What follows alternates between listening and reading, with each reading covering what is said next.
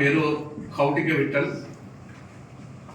నేను భారతీయ జీవిత బీమా సంస్థలో చీఫ్ లైఫ్ ఇన్సూరెన్స్ అడ్వైజర్గా సేవలు అందిస్తున్నాను.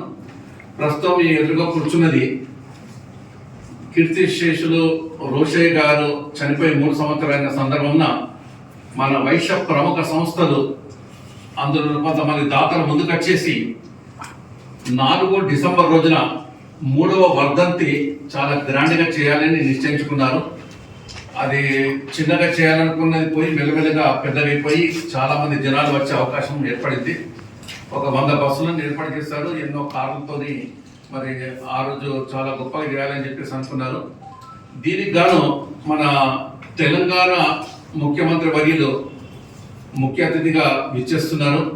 మరియు డిప్యూటీ చీఫ్ మినిస్టర్ గారు గెస్ట్ ఆఫ్ ఆనర్గా వస్తున్నారు. మళ్ళీ కోమిరెడ్డి వెంకటరెడ్డి గారు మరి ఇతర కొంతమంది నాయకులు కూడా కన్సల్ట్ ఇచ్చారు. అందరూ కూడా వచ్చే అవకాశం ఉంది. అయితే మన వాళ్ళు ఆలోచించింది ఏంటంటే, ముఖ్యమంత్రి వచ్చినప్పుడు మన వైశ్యులను ఎక్కువగా అక్కడ ఎక్స్పోజ్ చేయడానికి అవకాశం ఉన్నప్పుడు ఓన్లీ కేవలం వైశ్యుల కొరకే ఏర్పాటు చేస్తున్న ఈ సమావేశానికి మనమంతా కూడా సహకరించి వారికి ఎక్కువ మంది వైశ్యులు వచ్చే పద్ధతిగా మనతో అయితే మనం చేసుకుందామని చెప్పేసి మన ఆలోచనతో ఇవాళ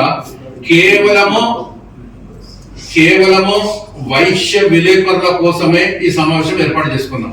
నిన్న సాయంత్రం నన్ను ఇన్వైట్ చేసి మీరే ప్రెస్ మీట్ కండక్ట్ చేసి మీరే చేయండి అంటే, నాకు ఏం పొజిషన్ లేదు, నాకు సంబంధం లేదు, దాంట్లో నేను రాను అని చెప్పేసానంటే అప్పటికప్పుడు వాళ్ళ కమిటీలో నిర్ణయించి నాకు ప్రెస్ మీడియా కన్వీనర్గా, ఈ ప్రోగ్రాంకు మీడియా కన్వీనర్గా నా పేరును ఫైనల్ చేసి మరి ఈ కార్యక్రమం నిర్వహించమని చెప్పారు.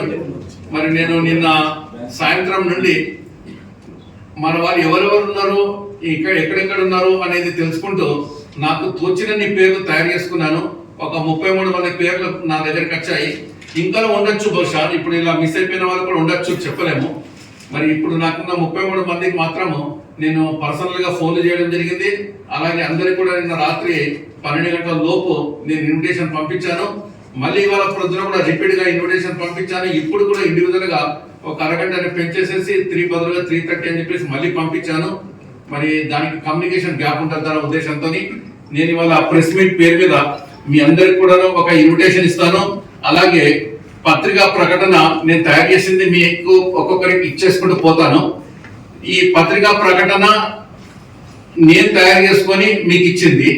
కానీ మనందరికి కూడాను ఈరోజు ఇక్కడ కలుసుకునే అవకాశం కల్పించిన వారికి ఒకసారి ధన్యవాదాలు తెలుపుతూ, మరి నేను ఒక 2 ముక్కలు నేను రాసుకున్నది ఏంటంటే, ఆత్మీయంగా కలుసుకుందాం.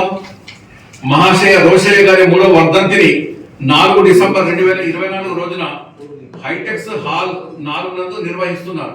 డీటెయిల్స్ అని మీకు ఇన్విటేషన్ ప్లస్ కాపీ ఇస్తున్నాను. ఒక సదుద్దేశంతో ఏర్పాటు చేస్తున్న ఈ వర్ధంతి కార్యక్రమాలను మీరందరూ కూడా మీ పత్రికలలో ప్రచురించి మహనీయుడు రోషయ్య గారిని మనమంతా గుర్తు చేసుకునేలా సహకరించగలరు.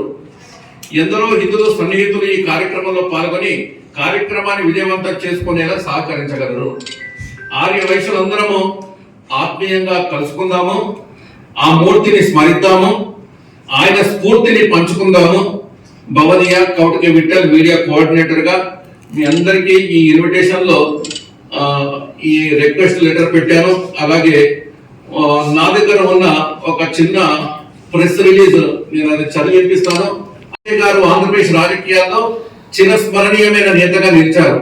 ఆయన రాజకీయ ప్రస్థానం, నాయకత్వ శైలి మరియు సమాజం పట్ల సేవాభావం గురించి వివరంగా తెలుసుకుందాం.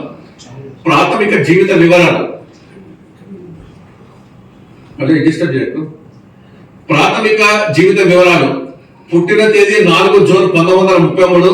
జన్మస్థలము వేమూరి గ్రామం, గుంటూరు జిల్లా, ఆంధ్రప్రదేశ్. విద్య గుంటూరులోని హిందూ కాలేజీలో బీకాం పూర్తి చేశారు. విద్యార్థి దశ నుంచే సమాజ సేవలో ఆసక్తి చూపుతూ కాంగ్రెస్ పార్టీ సిద్ధాంతాలకు ఆకర్షితులయ్యారు. ఇక రాజకీయ ప్రస్థానం. 1968లో మొదటిసారి ఆంధ్రప్రదేశ్ శాసన మండలి సభ్యుడిగా రాజకీయ జీవితాన్ని ప్రారంభించారు. ఆయన ఆర్థిక, వాణిజ్య, ఆరోగ్య, విద్య, రవాణా, విద్యుత్ తదితర శాఖల మంత్రిగా వివిధ సందర్భాల్లో సేవలు అందించారు. ఆర్థిక మంత్రిగా 16 సార్లు బడ్జెట్ ప్రవేశపెట్టడం ద్వారా రికార్డు సాధించారు. ఈ సమయంలో ఆయన బడ్జెట్ ఆవిష్కరణలో స్పష్టత, సమర్థతకు ప్రసిద్ధి చెందారు. ప్రజల సమస్యలను శ్రద్ధగా వినే నైతికత కలిగిన నాయకుడిగా రోషయ్య గారు ప్రజాస్వామ్యాన్ని పటిష్టం చేశారు.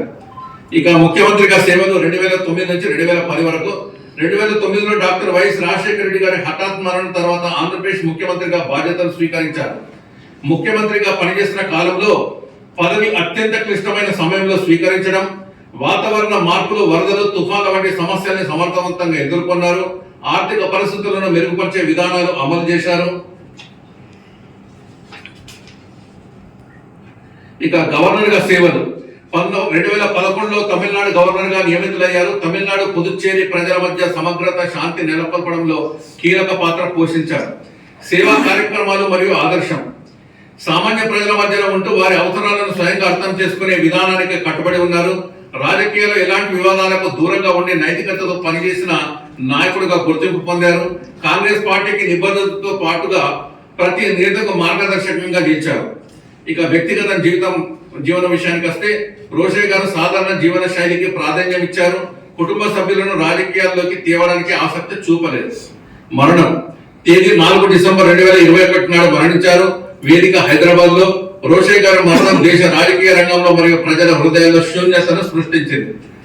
ఆధారమైన విలువలు వారి నుంచి మనం నేర్చుకోవాల్సింది ప్రామాణికత, నిజాయితీ, ప్రజాసేవ, ఆర్థిక పరిపాలనలో నైపుణ్యం, సమర్థత, నాయకత్వంలో ఓర్పు, నిష్పక్షపాత నిర్ణయాలు. కొంజేటి రోషే గారి రాజకీయ ప్రస్థానం, సాధన మరియు వారి చరిత్ర ప్రతి రాజకీయ నాయకుడు ఆదర్శంగా తీసుకోవచ్చు అనేది నేను ఒక